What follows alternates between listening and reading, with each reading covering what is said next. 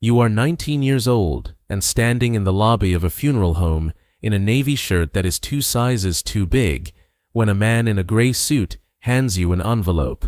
He tells you your great-aunt wanted you to have this. You don't remember her well. You met her twice. Inside the envelope is a folded note in handwriting that leans hard to the right and 5 $20 bills. The note says, in full, "Do something interesting with this. Don't be boring about it." Signed, Margot. You laugh out loud in a room full of grieving relatives, and your mother gives you the look she always gives you in churches. You fold the money into your back pocket. By the time you get home that night, you have already spent it in your head 3 times. Sneakers, a tattoo, a hotel night with the girl you are not officially dating yet. You spend none of it. Something about the lean of Margot's handwriting feels like a dare you cannot quite walk away from. The first decision is not financial. It is psychological. You decide, sitting on your bed at 1 in the morning, eating cold rice out of a takeout container, that you are not going to tell anyone you have this money. Not your roommate, not the girl, not your mother, who would find a way to be disappointed in whatever you did with it. You buy a cheap notebook, write Margot on the cover, and on the first page you write the number 100. That is the entire system. Every time the number changes, you write the new number down.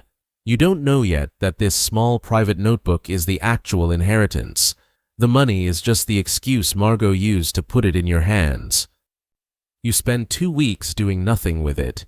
Then a friend from your engineering class asks if you want to split the cost of a broken espresso machine he saw on a marketplace listing, $40. He says he can fix it in an afternoon, and refurbished ones sell for $250. You hesitate for a long time. You hand him a 20. 3 weeks later, he hands you back 90 in cash, and you sit in your car in the parking lot of a grocery store, staring at the bills like they are radioactive. You have made $50. It is the most useless amount of money in the world, and it has completely rewired your brain. You go home and write 150 in the notebook. You underline it twice. That night, lying in the dark, you understand something that almost no one your age understands yet. Money in small amounts, in your hands, can move. It is not a fixed object handed down by employers and landlords. It is a liquid thing that responds to attention. The teenagers around you do not know this. Your parents, who have worked for 40 years inside the same wage structure, do not know this either, or they have forgotten. You are not smarter than them. The lesson just arrived early, in handwriting that leaned hard to the right. The next 2 years dissolve into a kind of fever. You flip used textbooks at the start of every semester, buying them in May for almost nothing, and selling them in August for almost something. You build 3 small websites for a barber, a yoga teacher, and a roofer, charging amounts of money that will embarrass you later. You resell concert tickets you bought on impulse and never wanted. You almost drop out of engineering twice. You sleep 4 hours some nights. You also feel, for the first time, the specific sensation of pushing against a surface and having the surface push back. By 21, the notebook says 4,200. You take the girl, who is now officially the girl, on a real date. She asks where the money is coming from. You almost tell her about Margot. You tell her instead that you have been doing freelance work, which is not exactly a lie. She squeezes your hand under the table. You feel like a fraud and a king at the same time. The fever leads, the way it usually does, to a mistake. At 24, with a notebook that now reads 23,000, you put 19,000 of it into a small inventory deal. A guy from a forum promises will triple in 90 days. The guy is not a scammer. He is just optimistic and bad at logistics. The inventory sits in a warehouse in Ohio for 7 months. You eat ramen. You stop sleeping. You break up with the girl, briefly, over something that is not really about her. When the inventory finally sells, you walk away with 11,000, having lost $8,000 and roughly a year of your life. You write 14,000 in the notebook, with a hand that is shaking slightly, and underneath the number, in smaller letters, You write, "Don't ever do that again." You keep that promise for the rest of your life.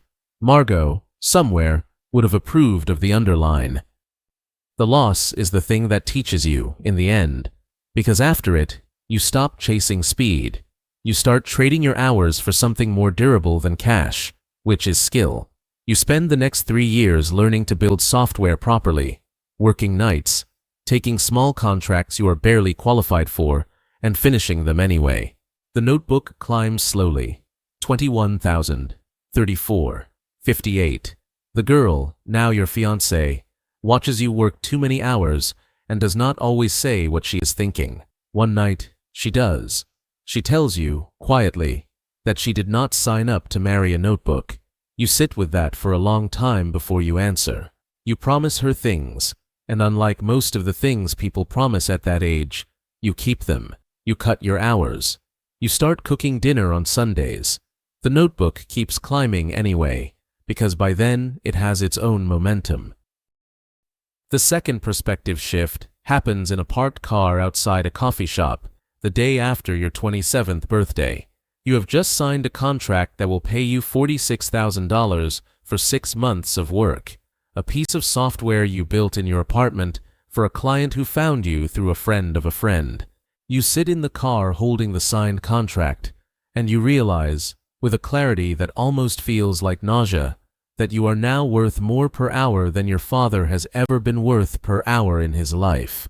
Your father is a good man who installs heating systems and has never once been late on a bill. You love him.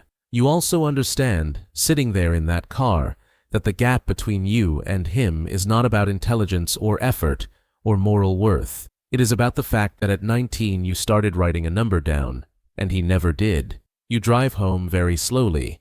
You do not tell him about the contract for almost a year.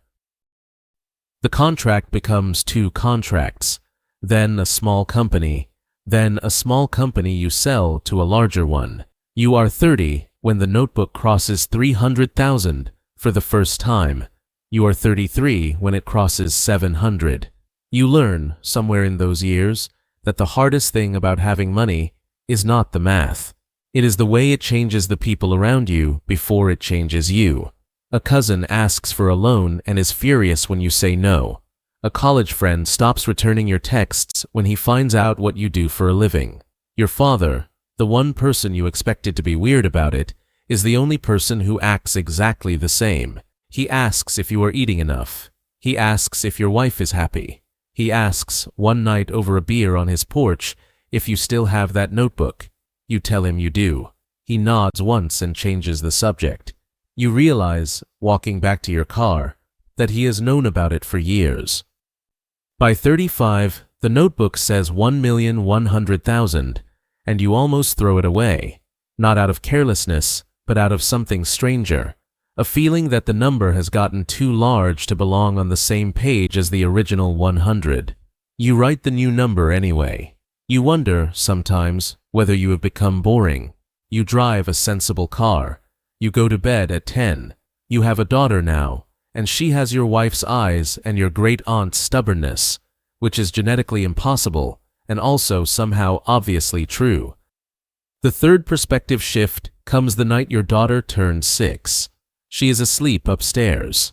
You are sitting at the kitchen table with the notebook open, and the number on the current page is 2,540,000. You stare at it for a long time.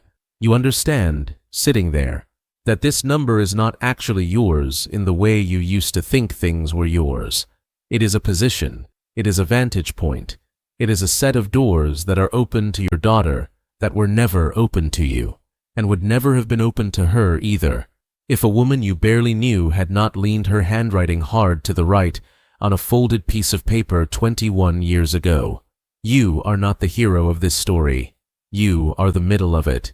Margot is the beginning. Your daughter, asleep upstairs in a room painted the wrong shade of yellow, is the end you are walking toward.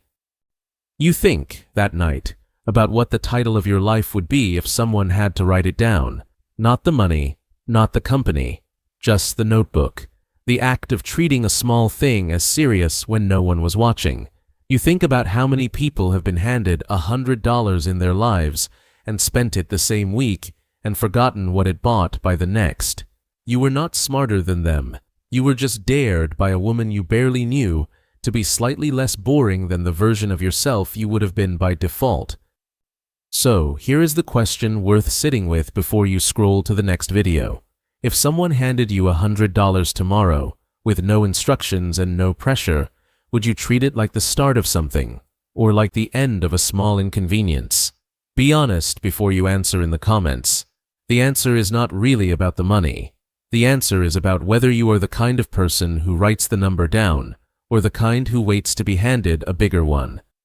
If you want more stories built like this, slower and sharper, and more interested in the texture of a real life than the slogans of a fake one, subscribing costs you nothing and tells the algorithm to keep finding you the next one. The next video walks into a harder question. What happens to the people who inherit 10 million instead of 100, and why most of them are quietly poorer for it? Years later, after Margot is long gone and your father is gone too, your daughter, who is 19 now herself, comes downstairs one morning holding a folded piece of paper she found in your desk. The handwriting on the front, in your hand this time, leans hard to the right, on purpose. She sits down at the kitchen table and unfolds it while you pretend not to watch. Inside is a note and 5 $20 bills. She reads the note twice. She looks up at you, and you can see her trying not to smile, and failing. She reaches into the drawer behind her without breaking eye contact and pulls out a fresh notebook. She picks up a pen